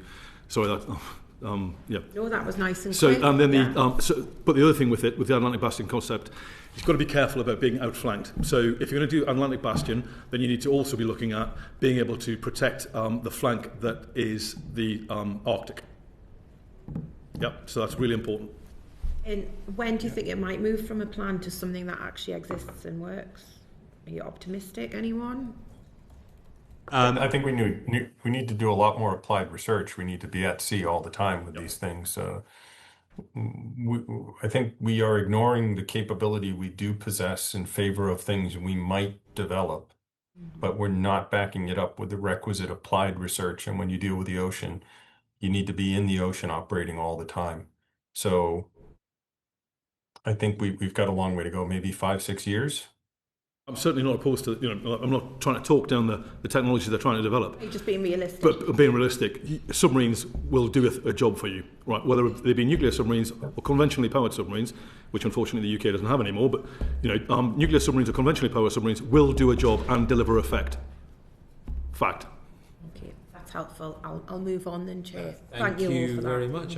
Right, on to Ian Room. Well, saying all this about Atlantic Bastion, what do you see after you're analysing Atlantic Bastion and the concepts as the major challenges, technical challenges with it? Designing, integration, and the operating it at scale. What do you see as the main challenges with what the MOD is saying? Well, first of all, power source. Right, for any unmanned vehicle, right, it's the power source. We've talked about it multiple times. The size of the platform determines the size of the battery, determines the size of the juice that you can put into your platform, which then determines the range a detection range it will give you, whether it can process that or not, whether it's just a dumb tripwire that's there's something here, but then how does it communicate that? So the ability to communicate, the ability to process the information that it's got, because in ASW what we're looking to do is detect, classify and track. All of that requires processing power, all of that requires juice. So, where does your juice come from? Well, a battery's a constrained size, dependent upon the size of the platform. So that, the integration of them is reliant upon communication, which I know people are making advances on, but it is really difficult to communicate underwater. And if you're going to come back to what we would call periscope depth, but if you're going to come back to the surface and communicate, then it's really difficult to be able to keep yourself at that depth and not get caught in surface capture and then be stuck in the surface duct and not be able to get back down, especially when you have limited power to be able to drive yourself down. Mm-hmm. So I think the constraints of power and communication are the key ones for all of the unmanned assets that are being talked about. And reliability is my go-to mantra all the time. It's having all the energy in the world won't save you if the systems break every time you look at them. And so design needs to take into consideration applied research at sea all the time so that people have a better understanding of what they're up against. We get a lot of PowerPoint engineering that doesn't produce capability. I think we should be talking to the oil and gas industry as well, because they operate a lot in this environment. They've got things that could be used, and maybe they're not exquisite, but they could do a job. So I'm a big fan of using proven technology because you don't end up paying research and development costs. Keep it simple, stupid. Yeah. I'm going to say specifically on research and development and procurement. What do you think is the main challenges around those areas with Atlantic Bastion? The cost, and then having the people to be able to do it as well. So there is a limit to the number of engineers that we have in this country. So I think there's a whole outreach program that needs to be undertaken to encourage people to come into this into the industry, and be educated. I think we really should be looking at. I know that Lord Case is doing some really good work in trying to regenerate Barrow, and there are already. Thales does it, Rolls-Royce does it, BAE Systems does it, in having academies and trying to have an outreach scheme. But you look at the States in the way that the North East Sea coast, I beg your pardon, around the Portsmouth naval base, they really reached out into the population to try and increase the number of people who were taking on those jobs. We need a major increase in recruitment across all of these industries. And it's difficult to try and attract them, right? Yeah, so would you suggest that it's the right thing to do, Atlantic Bastion, or would you say there's other ways that we can achieve this capability to defend our sovereignty and NATO? It's an interesting question there. So Atlantic Bastion is not a bastion in terms of a naval concept. So the naval concept that the Russians use, that the Chinese are using in terms of bastion, And you know, for very obvious reasons, we rejected the fact that our nuclear deterrent would be at sea in this little area here. Please come and try and find it. And so we've left it far more as an independent operating, so it remains undertaken, but it exploits the utility of the oceans in a way that a bastion concept doesn't. So the bastion concept is therefore must be designed in order to protect the North Atlantic, in order that America can come resupply and reinforce Europe. And I wonder about that utility in 5 years or 10 years. You know, after Trump's third presidency, or J.D. Vance's first, or whatever it is, the US has already expressed the fact that it's unlikely that we're going to see the same number of conduct troops. Why are we expending all this on the Western Atlantic? You know, for what reason are we doing it? If the United States has said it's not sending over the numbers of troops, we're not expecting it. Why are we investing so much into this single concept that provides for a safe passage for something that's not going to arrive? I wonder at the logic behind it. Now, of course, you know, things may change entirely. A Republican or a Democrat might be elected into the White House, and you know, the Trump years get wiped away. But I think most of us see that as unlikely. So I do wonder what Atlantic Bastion is striving to achieve. I think that there is I acknowledge that, recognise that. It's not necessarily just for the protection of an American force coming across the Atlantic. It also stops, or tries to stop, Russian assets getting out and into the North Atlantic, because once they're out and in, and if they're coming for us rather than for an American carrier strike group or amphib group, then it's still our problem. It is our problem to have to deal with. And once they're out, they're very difficult to find. Once they're out and into the North Atlantic, it becomes very, very difficult to detect and then track. So if we can, I'd like to see impose more cost up threat, personally. I like getting on the front foot. I like being, I'm a submariner. I like offensive. Surrounding man. Well, you know, get up and push, because then Norwegian Sea, High North, every time, Arctic Sea, that's where the fight should be happening. When they deploy, you know, there is a response from NATO. Okay, so when we deploy, we should be imposing cost on them, making them work harder. Yeah, exactly that. The Norwegian Sea, the High North, that is where we should be imposing cost on them. Not at the moment, we don't. Thank you, Mr. Chair. Given what's just been said, Professor Roberts, a quick yes or no: should we consider investing in conventional, so diesel or electric submarines? Who's we? We as in the UK. The UK, no. I don't believe we should. No. Right. All right, thank you very much. On to Calvin Bailey. Okay, thanks very much. And that was really fascinating. The question I was going to, or what I was trying to draw out from you, was whether Atlantic Bastion was sufficient to deter nefarious activity, and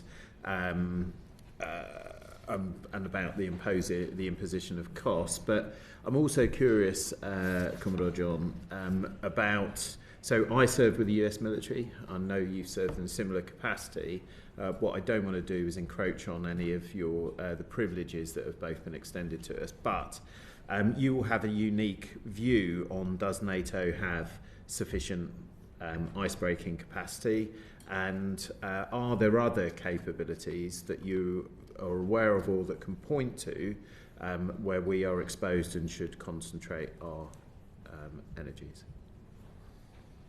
That's quite a big question. I think we don't have sufficient icebreaking capability. We don't have sufficient capability in the High North and and under the ice. I think the Americans offer an awful lot of capability, but in terms of European capability and British capability, then we have far less. I think that reinvestment in an under ice capability for the Royal Navy would be a significant benefit. Okay. Thank you very much. Right, on to Michelle Scroggum. Thank you, Chair. Just a very quick one to Brett, if I may. As a small business owner, you're engaged in delivering underwater capability. What are you seeing as the greatest challenges that you face at the moment? Oh boy, it's like beating a drum. It's the people. I could probably double the size of my business. I mean, we're about, well, how shall I phrase it? So I'd say the preceding few years, we were majority funded by the UK on a major program in the wake of the drawdown on or the end of a 14-year-long program that was funded by the United States. So we were tapering off, and then we had capability to offer the UK in terms of the Excalibur program, the CETUS program, which has gone well. But now we're seeing significant investment coming back in from the US now that's making up probably about, well, in the next 5 years, I'd say it'll be 90% of our business in the UK will be servicing the US, designing and building technology that we export to them. The problem is I could probably double or triple the size of the business. I just can't get the engineering staff. I can't get the welders. I can't get the machinists.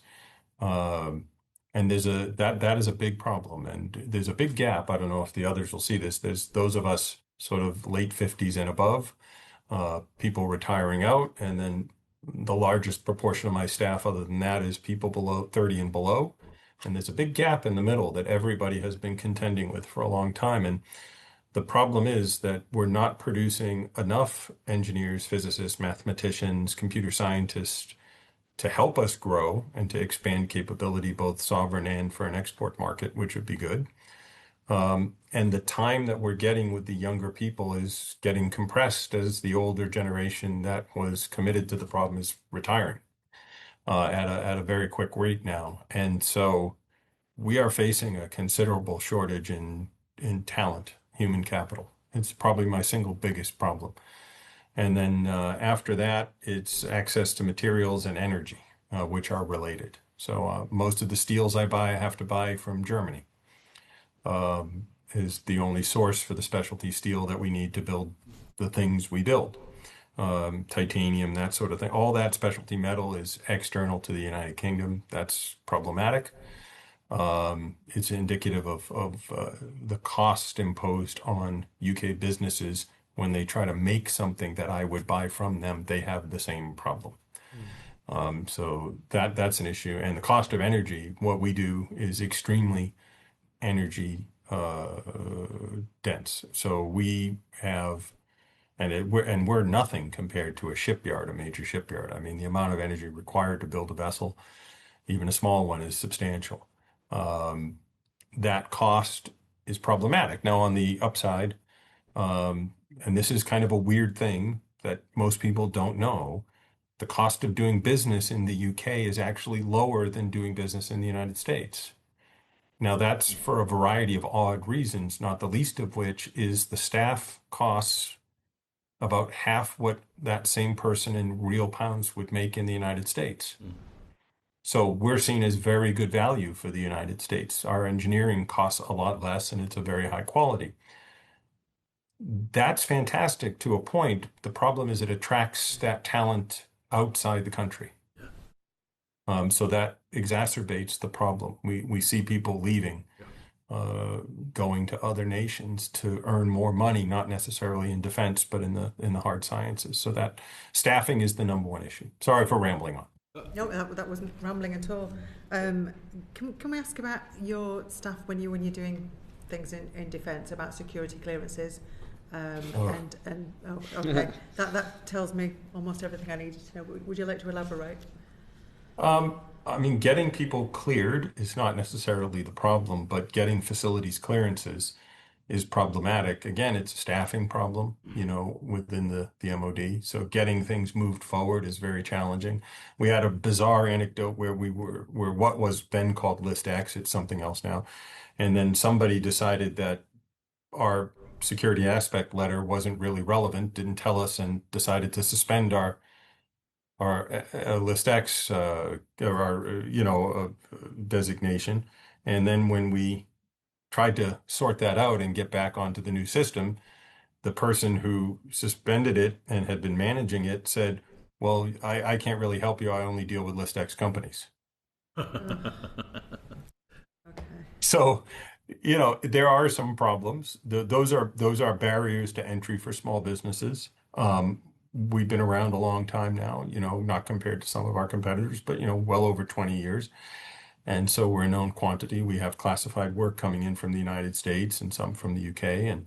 And that is highly challenging. Getting the AUKUS Accord has really helped, though. That's a bright spot. So we were kind of excluded from some work because the U.S. side couldn't figure out how to give us information on the U.S. And I act as a conduit because I have clearances in both nations, and I can hold it both in one brain and be very judicious about what I ask different people for. It's not ideal, but it functions. But AUKUS has an exemption, I think it's section 126.7, that allows for the sharing of confidential or CUI data, not secret, but it does help us dealing with ITAR between the AUKUS nations. It provides an exemption, and that allowed us to take a rather substantial contract for us, which is something like $70 million over the next 3 years. Can I ask if you feel an AUKUS visa would make that easier for you? Perhaps, yeah. I mean, AUKUS is still a bit fragmented. It's going in a lot of different directions, a lot of different people. It's it could. We're focused more in the Pillar 2 area, but I find a lot of the activity under AUKUS is driven by personalities. So people who know people, been around a while, make some phone calls, and we can sort of sort out something. There is, I'm sure, a formalized AUKUS plan. I try not to concern myself with those things. I'm trying to build little submarines all day long. Thank you. Can I ask, Professor, actually to both of you, if you want to jump in on this one, are there any wider challenges to delivering this programme that you're aware of? For me, I think there are several, and I think primes would echo much as what's been said from an SME's perspective, and I think the things you've identified, things you're well aware of, would be there. I think there's also a challenge for the RN in terms of delivering this, and across the MOD. So it's about skills. It's this is a big people thing, and there's risks in terms of removing hardware before the new stuff comes. So there's a whole philosophy of change which is really difficult. One of the biggest problems, however, apart from the timeline and the political will, is the legal aspects behind this. So all of the activity we talked about today is governed by 3 acts: 1884, 1958, and 1982. The fact that we're talking about modern military strategy for a war that's ongoing today, governed by a law that was written in 1884 about submarine telegraph cables, is frankly frightening. There are national laws that we can put in place, and here is one thing that Brexit might even help us with, because we could do it unilaterally. We found one. We found one. I know, shock. But the reality is that the legal guidelines behind this are more opaque, more confused, and more set on customary procedures than anything else. Legal guidelines, an act that governs behaviours about what's expected and the consequences, would be incredibly helpful, but would also enable business to do things like trials, where we don't end up in a situation like we have with the Military Aviation Authority and flying drones, military drones in the UK. We could avoid that by taking early action on some of the legal challenges that are being faced by the plan. I think some of the things that are really not very sexy at all, but they're enabling, so securing the supply chain, and that requires the ability to vet people, and have enough vetters in place, being able to accredit systems as well is really helpful, rather than being stuck for months, years even, where you try and get a system accredited.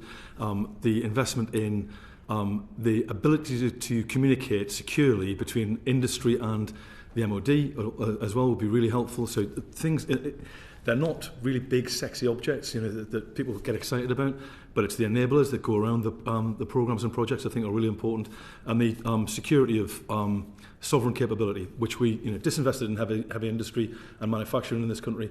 And John Bew, Professor Bew, has talked about the importance of that as a part of a national security strategy. I think that's really important too. Thank you. On Fred Thomas. Great, thank you. So last 2 minutes, so just jumping around a little bit. Come to yourself, Professor Roberts. The country nearest us, who've got vaguely similar submarine and nuclear capability, is clearly France.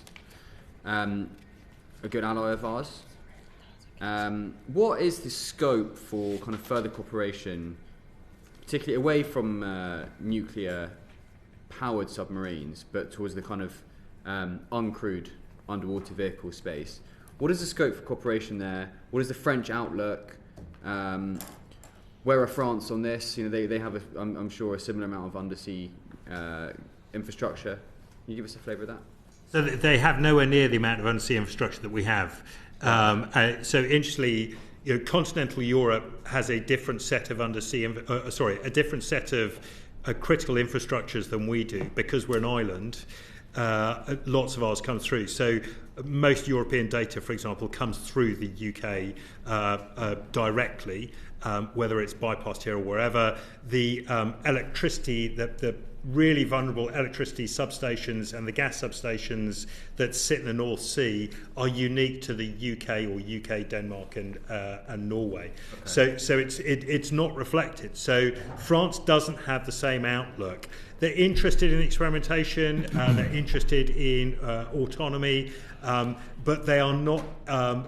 They have not gone as far as the MOD has done in terms of almost putting your eggs in one basket, saying autonomy is the way ahead. This sort of hybrid navy thing. France is taking a much more cautious approach with it, embracing it, using it, but because their shipyards are state-owned, they are invested for a longer term in a longer run of shore contracts that deliver what they need. So their intellectual and conceptual engagement at the moment is really about the investment in a new aircraft carrier rather than anything else. Yeah, for sure. Thank you. Can I bring that question to Commodore John? And obviously, in context, you work for Thales now. You will have, during your military career, I'm sure, worked with French counterparts at various points.